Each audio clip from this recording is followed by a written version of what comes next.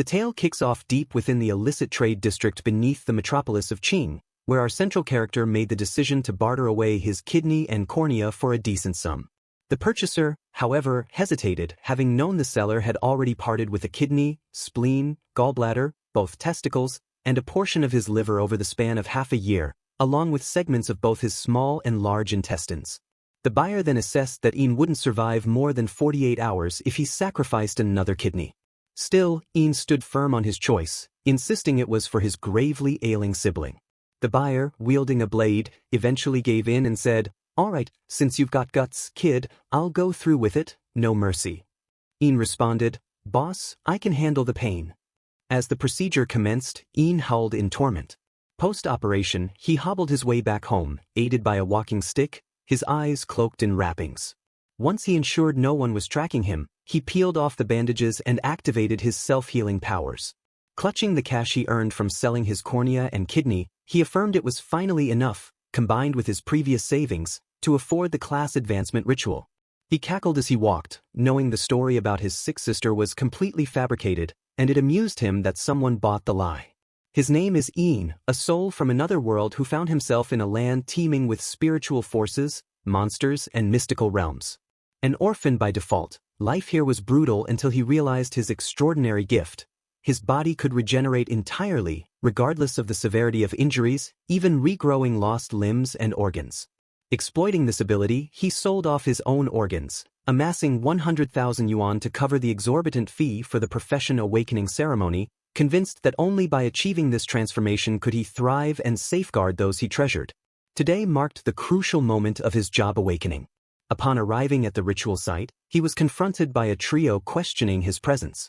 Knowing Ian came from poverty, they couldn't fathom how he could pay for such an event. He grabbed the hand of Miss Wang and claimed, "To take part in the class ritual, I had to apply for a profession change loan," another lie to avoid suspicion. Miss Wang was stunned, while the two companions with her worried he'd spend his life repaying the loan if his profession turned out worthless. Thankfully, Miss Wang approved his participation and encouraged him to do his best, instructing him to enter the chamber before the ritual began. Soon, all participants assembled and were summoned one at a time. The first was Gao Dao from Class 5, and whispers rose among the students that he too came from a modest background. When Gao stepped onto the platform, the headmaster directed him to place his palm on the golden orb and completely relax. Within moments, the headmaster announced that Gao had awakened a supportive profession, an A-tier poultry handler. The crowd murmured that Gao would be stuck tending birds forever, though the headmaster tried to lift spirits by saying there are no useless professions, only those who fail to use them well. Next up was a captivating beauty in crimson attire and high boots, named Juganini, admired by all. Upon her arrival, the headmaster wished her luck. She thanked him and promptly touched the golden sphere. A flaming phoenix emerged, astonishing the headmaster, who announced she had become an SSS rank fire sorceress, bringing glory to Qing City Academy. The crowd, including Ian, was in awe, knowing such a class could command forces alone. The headmaster advised Juga they discuss a tailored training regimen later due to her exceptional class, and she then stepped down. Then came Yin's turn, and as he walked, he caught snippets of gossip about his supposed class advancement loan. He glanced at Juga, vowing inwardly he wouldn't be a side character in her story. He positioned himself, placed his hands on the orb, and held his breath. This was the pivotal point, the line between continuing a pitiful existence or breaking destiny's chains.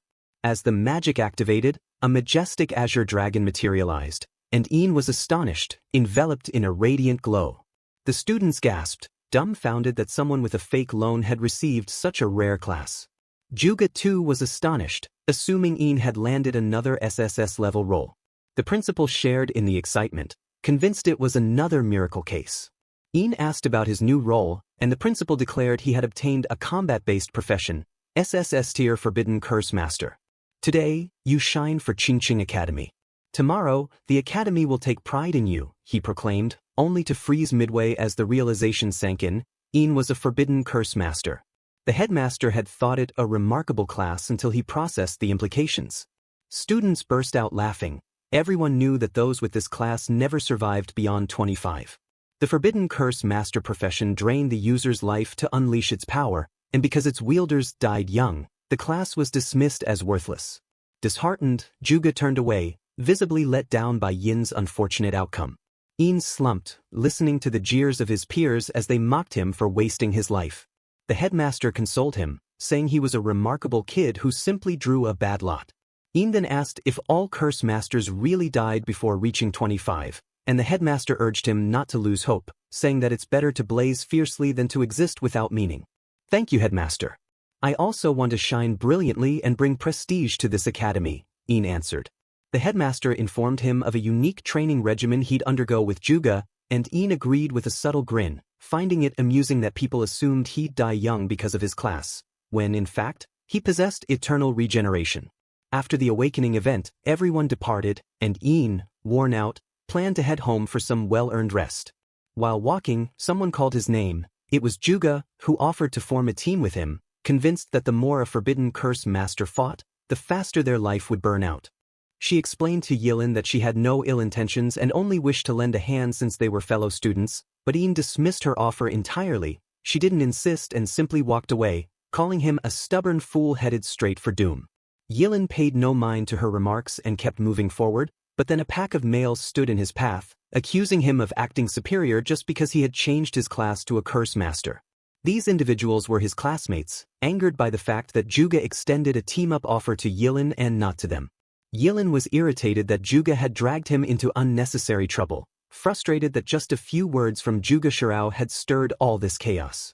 Step aside, I'm going home, he said boldly. Back to your 10-square-meter dump, Yilin.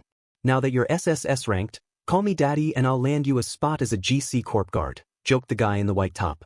Another guy chuckled and added that working security at GC Corp was a privilege, then demanded Yilin bow before their leader Gilingu, boasting he'd start working at GC Corp the next day and suggesting he could buy incense for his deceased orphanage family with his salary. Gilingu, who led the gang, sneered as they forced Yilin to kneel, claiming curse masters should not live long and mocking him for being a parentless nobody. Boiling with anger, Yilin glared intensely at them, his eyes glowing as he channeled his curse energy, warning that they brought this upon themselves. The bullies panicked, terrified he'd unleash a forbidden curse. Why wouldn't I? Don't bring up my late family, Yilin declared, then launched a spell at their position, not to harm them, but just to frighten them. The group recoiled in terror, begging him not to cast any curses. Yilin dared them to fight, but they all turned tail and ran. He powered down his curse spell and scoffed, "What a pathetic bunch." After they fled, Yilin continued on, feeling a burning pain in his duodenum, unaware that Juga had been watching and was displeased by how easily he was baited by insults and ready to risk his life so carelessly. In her mind, even a non-curse master who acted like Yilin would never get far. To her, Yilin wasn't worthy to stand beside her. Night fell, and Yilin finally arrived home. He dropped his bag on the sofa and sat down, opening his system interface. There, he read that sacrificing a piece of duodenum could summon a basic lightning strike, offering a bladder would call upon thunder from the drowned lands, and sacrificing a heart could trigger the devastating purple bolt of ruin. From this, he deduced that using the highest-tier divine thunder would likely kill him. Lying back on the couch, his head spun, but he recognized it as a side effect from his regeneration process. Meanwhile, Gilingu went to his father, begging for revenge, asking him to send someone to eliminate Yilin, but his father warned that taking out an SSS-level curse master was highly dangerous and wouldn't benefit them at all. He knew that someone who used deadly spells over petty insults was clearly unstable. Snuffing his cigarette in the tray, he told his son never to forget that Yilin came from poverty and advised him to exploit his enemy's weaknesses with intelligence. The following morning, Yilin reached Qingqing Academy early, still drowsy and yawning. Around him, students whispered about how he'd changed to the curse profession and even embarrassed Gilingu. Out of nowhere, someone tapped Yilin on the back with a bottle. It was Lingyu, holding milk. He had brought breakfast, and Yilin was confused by the gesture. Suspicious, he accepted the milk while wondering if it was poisoned, since Lingyu had lost to him, but Lingyu assured him he wouldn't dare to poison him, saying this was his way of showing gratitude. "Thank me? It's not like lightning really struck," Yilin said while drinking. Lingyu explained he was thankful because Yilin's blow felt like being hit by real lightning, waking him from his daze. He added that seeing Yilin made him realize how aimless his life had been. Dropping to his knees, he declared, "I want to call you Big Brother." Yilin was taken aback and asked if he'd been hit on the head. Lingyu insisted he was serious, saying the beating gave him deep introspection and that he needed a strong role model to grow. Yilin accepted but asked for compensation. Lingyu agreed instantly and requested his account number.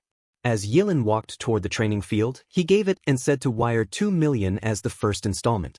Lingyu responded that the amount was fair and promised to have his father send the money right away. Around this time, a new secret realm for beginners opened at the training grounds, revealing there would be an assessment event. The principal expressed hope that all academy participants would do their best. Everyone wished for their school's triumph. Yilin and Juga stood at the front, prompting the elders near the principal to assume they were the academy's SSS-level job holders for the year, both of whom looked quite extraordinary. The principal was exasperated, muttering that he'd already told Yilin and Juga to keep a low profile, lamenting that these kids didn't understand subtlety. 2 students with SSS-tier professions at the same time? How irritating, truly maddening, he grumbled and chuckled, though no one joined in. Turning around, he asked the older men if they were mute. The trio walked away, claiming they had other matters to handle. In truth, they were simply fed up with the principal's arrogance.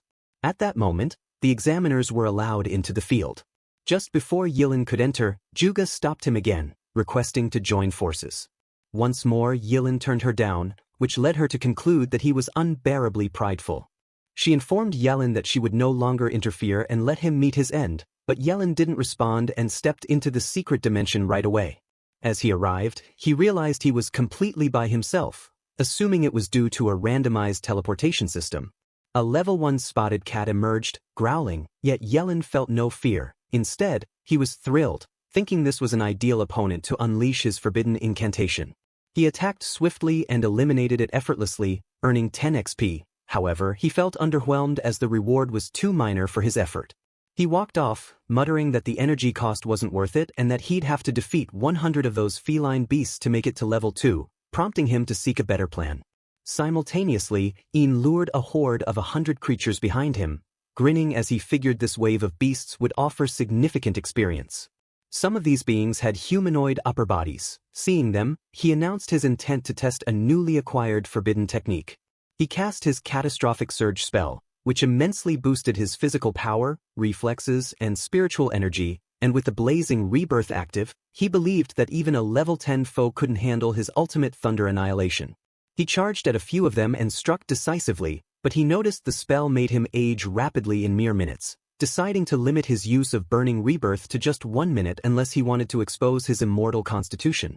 Continuing on, he activated his vitality-ignoring preservation spell, offering one of his arms and slamming the ground to unleash his apocalyptic rage forbidden incantation. He slayed a level 3 shadow wolf and earned 30 XP, then finished a level 5 double-headed serpent for 50 XP. Next, he dispatched a level 6 plated scorpion and a level 6 centaur, receiving 60 XP for each. He also eliminated a level 2 stinger bee and gained 20 XP. That was enough to push him to level 3. Pleased and impressed, he noted how fast he had advanced and also unlocked a new forbidden curse. Infernal blaze consumes the heavens. After an hour passed, Juga reached the scene where Ian had annihilated masses of creatures, and she was astonished by the sight of so many burnt corpses reduced to soot. In disbelief, she tried to comprehend what had occurred, then spotted traces of hellfire magic. She investigated and was baffled, knowing she was the only fire element user in Qingqing. Yet such intense heat fluctuations proved otherwise. She discovered a clue suggesting that this devastation had a human origin. Looks like Qingqing harbors hidden elites. I'll definitely uncover who you are, she vowed. Meanwhile, not far away, Yilin was relaxing, grilling meat. He was enjoying a meal of three-eyed fiend hog, eating heartily as his body had consumed too much energy during battle. Once he finished, he decided to venture further and continue monster hunting. Just as he was preparing to leave, Juga showed up and called his name. "Ian, what brings you here?" she asked. Ian was irritated by the encounter, finding it troublesome, since he didn't want anyone discovering his secret. He forced a grin and said he was simply roasting some food. She warned him again that the forbidden spellcaster class wasn't suitable for solo combat. Yelin grew frustrated as she walked off, saying that regretting now would be pointless and that following her wouldn't help his situation. She mistakenly assumed Ian was sticking close to her and claimed she no longer had the time to join up. I thought this woman might be a few thoughts short. As she looked back, she asked if he'd seen another person in the area, someone incredibly talented with fire manipulation, likely having mastered Hellfire. Hellfire? Yeah, I saw him. He was stunningly good-looking, went that way, he answered. Under his breath, he muttered that he couldn't let Juga latch onto him, so he resolved to stop using the Hellfire technique in front of others. As Juga continued onward, she blamed Ain for failing to find the Hellfire user. She glanced upward and spotted a shadow. It was a level 8 dragon blood brute. She swiftly dodged as it lunged at her, unable to believe such a high-level creature appeared here. Looking back, she assumed Ain had fled far already. She struck the beast with her fiery storm spell, but the damage was insufficient. The monster glared furiously and charged, ramming her and sending her flying. She retaliated with more flame attacks, but the creature rebounded the fire back at her. She was stunned as the blaze engulfed her. The monster remained unmoved, and she lay on the ground trembling, her clothes torn, overwhelmed by pain. She confessed to herself that her overconfidence in beating a level 8 beast in this realm was foolish and now feared dying a humiliating death. Fortunately, someone intervened and launched a Hellfire Forbidden curse, burning the monster to a crisp. Unsurprisingly, Juga was amazed, recognizing the same Hellfire from earlier. "So it was you who helped me, classmate. Thank you for saving my life. May I know your name?" she asked. Standing on a tree branch, masked Ain replied, "Just call me Ling. Ling like the morning light, E like the evening's end." Zuganini looked confused since she had never heard of anyone called Ling E, so she asked him which academy he belonged to and expressed her gratitude once more for saving her life. She had no idea that Ain was actually quite irritated by her and wanted to tell her straight up that her thanks meant nothing to him, but instead, he decided to respond politely and told her that she didn't need to thank him because it was a minor effort on his part. Then Zuganini stood up and pleaded with Ain not to leave her behind, but Ain refused and said, "Don't come after me. There are tougher beasts ahead, and it's not a place someone as weak as you should go. Also, maybe fix your clothes first." Feeling ashamed, Zuganini dropped back onto the ground. She let out a scream when she saw Ain walking away, then shouted with determination that she would definitely catch up to him one day and proudly walk beside him. Ain paid no attention to her words, thinking that now that there was some distance between them, she would finally stop bothering him. He then opened up his system interface and reminded himself that he needed to level up quickly. As he checked the details, he discovered that he had received a new forbidden incantation which demanded sacrificing 2 years and 6 months of life to survive one deadly injury. It made him think again that being a forbidden magic user really comes with the cost of having a shorter lifespan, since most of their powerful skills drain years off their life. With this new forbidden ability, Yilin could survive a deadly attack, such as being stabbed through the heart without dying. Even better, with this skill, he could now activate forbidden spells that need giving up major body parts like the brain or heart. Feeling pleased with this, he triggered his flame magic and declared that he could now grind experience freely without holding back. With his current abilities, he felt no one could interfere with his leveling speed. 3 days had passed, and the final day of the exam had arrived. Outside the entrance to the test site, many people were waiting as it was nearly over. The headmaster was also watching closely, keeping his eyes fixed on the portal. A different school head mentioned that the highest score ever achieved in Chinking's Hidden Realm test was level 11, a record still unbeaten. He recalled that the student who said it came from Yukul Academy. The headmaster replied that they should wait a bit more, as he strongly believed his own student would break that record. Then someone arrived and said that these headmasters really had good judgment. The man introduced himself as Yuga Chaining, the father of Nini, known as the top astrologer. The school heads were honored by his visit, and he explained that he only came to check on his daughter. He asked Nini's school head if she had caused any problems lately. The headmaster responded that Nini was the pride of Chinching Academy. Just then, someone stepped out of the secret realm. Everyone stared in anticipation to see who it was. They were surprised because the time wasn't up yet, and the headmaster assumed that the person must be hurt. It turned out to be Juganini, who immediately noticed her father and asked him why he had come. She also politely greeted the headmaster. Her father mentioned that it wasn't time for the test to end yet, and at the same time, the headmaster asked her current level. Shockingly, she said she had reached level 12 as a fire magic user. All the headmasters were stunned, as she had just broken the previous record. Juganini, you're being too reckless. If you had waited until the end, you might have even reached level 13, her father said. She responded, it got really dull. Finding monsters around level 10 takes forever, and the experience rewards were way too low. She glanced back at the portal but didn't say that her real reason for coming out early was to search for the guy who helped her, whom she remembered as Ling. Meanwhile, Ain was still inside and suddenly sneezed. He found it odd because the temperature wasn't cold at all. He looked around and noticed that the level 10 monsters had vanished. He figured this was probably because he had hunted them too aggressively. He activated one of his forbidden spells called Instantaneous Dance, which works by sacrificing a body part. The more vital the organ, the higher the boost, with the maximum being 10 times faster speed for 1 hour. Yin concluded that he needed to cover a wider area, so he decided to use the skill and this time gave up one of his kidneys. The reward was full speed, 10 times his normal agility, and he was confident that not even a level 50 assassin could match his quickness. After testing the speed, he was amazed. He flew around quickly and caught the attention of many bugs, but charged at them with deadly intent. He then sacrificed his bladder and launched an attack on 3 giant mantises using his forbidden magic called Ash and Fierce Thunder. Back outside the secret realm, more students were beginning to exit. Nini was still waiting, hoping to find Lingy, but she started to feel uneasy because he hadn't come out. A student then spoke loudly, saying that only 5 minutes remained, and anyone who was done should go back to their school's designated spot. The headmasters had already expected that Juganini would be this year's top performer. With only 3 minutes left, Juganini started to feel hopeless, thinking she missed her chance to meet Lingy. Then she noticed someone with a similar figure and was sure it had to be him. But as she got closer, she realized it was just Ein. She questioned him, asking why it turned out to be him instead. Ein replied that he came out because the time limit was almost over. Juganini was so upset she turned away and told Ein to keep his distance and not talk to her. Ein felt irritated by her dramatic reaction and thought she was acting crazy. His focus shifted when the headmaster approached and asked him what his current level was. He greeted the headmaster respectfully and answered that he was now a level 16 forbidden spell user. Everyone who heard that was shocked. To climb from level 1 to 16, one would need 120,000 experience points in total. The strongest monster in the beginner zone was level 10, and defeating one of them only gave 100 XP. So they all calculated that Ein must have taken down at least 1,200 level 10 monsters. The headmaster of Ein felt immense pride seeing his achievement, and even Nin's father was deeply impressed, saying, "This young man is truly outstanding.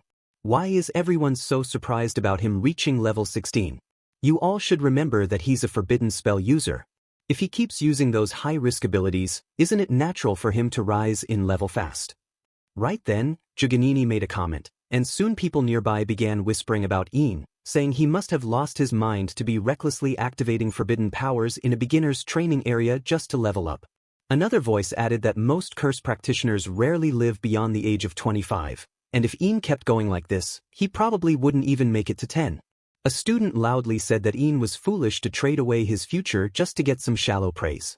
Someone else responded, saying that Ein only had a few glorious days left, since he used up his life just to show off and make others jealous. One student boldly asked Ein whether Principal Gao pushed him into doing this, claiming that the school just used him and he had been tricked. They accused Principal Gao of sacrificing Yin's life for the academy's reputation. Principal Su declared that accusation was outrageous and insisted that he was a man of moral values, and he would never gamble with a student's life. Ein then responded to Principal Su, saying that no one pressured him and everything he did was by his own choice. He told everyone that he came from a poor background where he was always underestimated, and now that he finally had an opportunity, he didn't want to hold back.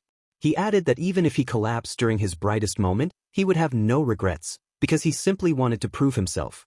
Someone praised his courage, saying the young man clearly had great determination, and whether people liked it or not, he was the highest-ranked student in this round of the beginner-level test, making him the top performer. Chaining walked toward Yilin and introduced himself, telling Ein that he was Zhuani's father. He handed Ein a contact card, saying that if he ever needed help in the future, he shouldn't hesitate to reach out. Right away, Nini spoke up angrily, shouting, "Who said he's the best? Once Lingy steps out, his level will definitely be the same or even higher than Yin's." Her father turned to her and asked who this boy she mentioned was. Principal Gao interrupted and said he hadn't heard of any student named Lingy. He turned to the other headmasters to ask, but none of them recognized the name either. At that moment, Ein suddenly left, telling Chaining and his principal that he was heading back home since he had nothing else left to do there. As he walked away, Chaining called after him, telling him to be safe, and Principal Gao reminded him that the main examination would begin in 3 days. A little while later, with only a few minutes left on the clock, there was still no sign of Lingy, leaving Nini frustrated. She blamed Ein for ruining her chance to see the person she had been waiting for. Her father placed his hand on her shoulder, and she immediately realized he didn't really believe her story, he just wanted to make her feel better. She turned to him and insisted that she was telling the truth, and that Lingi was a true genius who had once saved her. Shenning said he believed her and asked if she had left the trial early just to search for the boy. The girl honestly admitted that she had. Shanging thought the situation was odd and came to suspect that Yin might actually be the person his daughter was trying to find. However, Juganini wouldn't accept that theory, because she was convinced that Yin's skills were nowhere near those of the boy she remembered. After all, she had seen Yin run away in fear when they encountered a dragon-blooded giant beast, and she also believed that Ling's control over fire spells was incredibly advanced, far beyond what she thought Yin could manage. Around the same time, wherever Yin was, he let out another sneeze and figured that Juganini must be talking about him behind his back again. Then someone knocked on his door, and he had no idea who it could be, since he wasn't expecting visitors. When he opened the door, he was greeted by a serious-looking man who introduced himself as Wang, the director of Qingqin Brain King Oral Company. Yin invited him inside and asked what the reason was for showing up so suddenly. Wang explained that he heard about Yin's recent job class change and his record-breaking level in the beginner realm of Qingqin. That's why he came. He wanted to offer Yin an endorsement deal to represent their product, and the payment, he assured, would be very generous. Curious, Yin asked just how generous the offer was, and Wang simply held up a finger gesture, saying the amount would be no less than that. Then he presented Yin with a small package and said it was worth 3 million credits. As Yin looked it over, Wang described the product. It was their Brain King Oral Liquid, which was made to boost brain power, improve intelligence, and even speed up cell recovery. Wang encouraged Yin to try it, promising it would make him feel several years younger. Yin opened the bottle, realized that the price of this one drink was more than what several of his organs were worth, and knew this was a rare opportunity that he shouldn't pass up, especially now that he was famous for reaching level 16. He heard Wang add that their company had been around for over 100 years, and if the product didn't work, they would return 10 times the cost. Without any hesitation, Yin drank it and said it tasted sweet, but then he suddenly felt lightheaded and collapsed onto his couch. Right away, Wang made a phone call to his superior, reporting that a single bottle had been enough to knock Yin out. He added that Yin was a fool. His boss then gave the order to bring Yin to him. Soon, Yin was taken to an old, hidden warehouse. Wang told his boss that he didn't understand why they had gone to such extreme measures just for Yin, but the man told him not to ask questions that weren't his business. He granted Wang permission to leave and warned him that no one else should enter the place without approval. Anyone who tried would be killed. It was finally revealed that this man was actually the person who had purchased Yin's organ earlier. Now that he saw it had completely grown back, he was certain the regeneration was real. He planned to exploit Yin to uncover the mystery behind how his organs could regrow. He burst into laughter, and another man beside him remarked that if his plan worked, he'd possess unmatched strength and incredible riches, so much so that even the mightiest individuals would bow down before him. The man nodded and said, "Exactly," but his expression quickly changed to shock when he noticed that Yin had regained consciousness. Sitting calmly on a chair, Yin looked directly at him and questioned how he managed to wake up, as the sedative he had used should have kept him unconscious for at least 6 full hours. With his arms folded, Yin said he was even more curious about how the man found him. This person turned out to be Gui Zhen, a rank 20 shadow blade wielder. Pointing a sharp blade toward Yin, Gui Zhen warned him with a cold voice, "Since you're awake, I won't be nice anymore. Surrender now, and I'll make sure you don't lose any parts of your body." At that moment, Yin realized this man was also someone who had undergone a profession transformation. He understood that he had no other options and had to handle the situation. Thinking about it, he knew if he used fire-based magic, he might accidentally destroy the whole area, so he chose not to. Instead, he unleashed a high-level forbidden technique called the Everlasting Ice Grove. This kind of forbidden sorcery required the caster to sacrifice their vision by giving up their eyes, freezing everything in their line of sight and leaving them blind. Carefully controlling the spell, Yin sent the icy power in Eugene's direction. Seeing himself being frozen, Eugene panicked. He tried to break the frost with his knife, but it shattered into pieces, leaving him sweating nervously and deeply puzzled, as he didn't believe Yin, even as a forbidden spell user, could overpower him in just one attack. "Now, let's have a real conversation," Yin said. "Tell me, besides yourself, who else knows I can regenerate organs?" Eugene responded by saying there was no reason to inform anyone else. Hearing this, Yin stood up and decided to take his word. Then, tightening his hand into a fist, he delivered a punch straight to Eugene, who collapsed on the floor right away.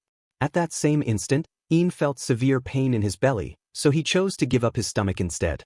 But before making that sacrifice, he summoned the people working under Yogan. These men pleaded with him not to end their lives, but Ian wasn't interested in killing them, he only wanted to know who was behind everything. He warned them that silence would lead to death. Finally, one man honestly confessed that their real boss was Kenan, the kingpin of Chinking's criminal world. After hearing that name, Ian remembered that Kenson was publicly known as one of Chinching City's top 10 generous donors, which suddenly made the whole situation much more confusing and serious. During the same period at the shady black market beneath Chinch, Kenson got word that his subordinate Gio had vanished. One of his men informed him that they hadn't been able to reach Gio for 30 minutes. He went on to explain that when they got to the location, the entire building had already burned down, and judging by how intense the fire was, they were certain someone with a combat profession had caused it. Kenson was furious and assumed that everything was Yilin's doing, so he ordered his people to locate Ian as quickly as possible. The following morning, Yilin made his way to Gilingu. He was picked up by Lingyu's chauffeur as Ian had requested it. Ian also asked for 2 million, and Gil Lingyu informed him that he had already discussed it with his father. "Are you trying to offend me by bringing up money? Since you call me boss, I've accepted you as part of my group. Money is no big deal." Ian agreed, and Lingyu wrapped an arm around him, saying, "There's no need to talk anymore, boss. From today, think of this place as your own home. Let's move forward together." While watching Ian, he thought to himself that his father was right. Ian really was a simple guy who valued pride more than wealth. Meanwhile, Ian didn't think that Kenson's people would dare to mess with the G family just to catch him. As they entered the house, attractive maids greeted Ian, leaving him speechless. It was in that moment he truly understood why so many people dreamed of becoming rich. While admiring the women, Liu told him to pick which maids he wanted, as they would be sent to his room later that night to take care of him. Not holding back, Ian selected 5 of them. These ladies approached him to help him get dressed, and he tried to resist, but Liu encouraged him not to be shy and let them assist him in changing clothes first, because they were heading to do something important afterward. Curious, Ian asked what this big thing was, but Liu didn't answer directly. He simply told Ian that he would find out soon enough. After a few minutes of getting ready, they left together and headed straight to Chinking's grand annual auction, a place where Lingyu assumed Ian had never been before. Lingyu wanted to let Ian meet a few important people inside the venue, but Ian wasn't interested. He said he needed to get something to eat first since he hadn't had time to eat all night. Lingyu just chuckled softly, thinking to himself that those who come from humble beginnings always act like they've never seen anything nice, and clearly lacked social experience. Ian began eating quickly because he had gone the entire night without any food, and he had even given up his stomach earlier, so now he felt he really had to eat a lot to make up for that loss. While he was focused on his meal, someone walked over and asked him what he was doing there. When he looked up, he saw that it was Juganini, and beside her was a woman named Lu Yane. Ian instantly felt irritated, wondering why this annoying girl seemed to show up everywhere he went. He didn't say anything to them and tried to ignore them, but he couldn't help overhearing their discussion. Juganini asked Yane if she still remembered the conversation they had before about the entrance trial to the secret territory. Yane replied, yes, and continued by saying she had mentioned meeting a young man with outstanding fire skills and asked if Ian could be that person. No chance, Juganini replied sharply. He's the same coward who ran away and left me stuck fighting that beast with dragon blood. Seeing him again brings nothing but misfortune.